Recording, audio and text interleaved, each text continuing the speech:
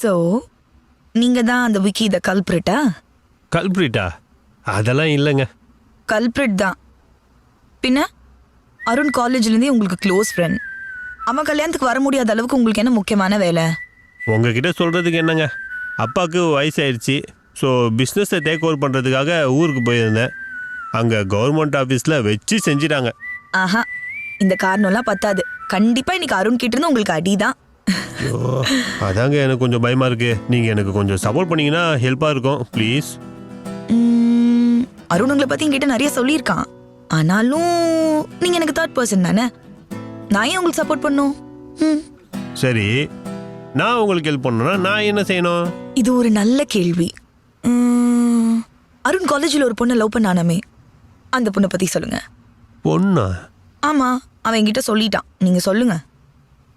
நீங்கள் போட்டு வாங்குறீங்கன்னு தெரியுது, அதுக்கு வாய்ப்பு இல்லை சிஸ்டர்.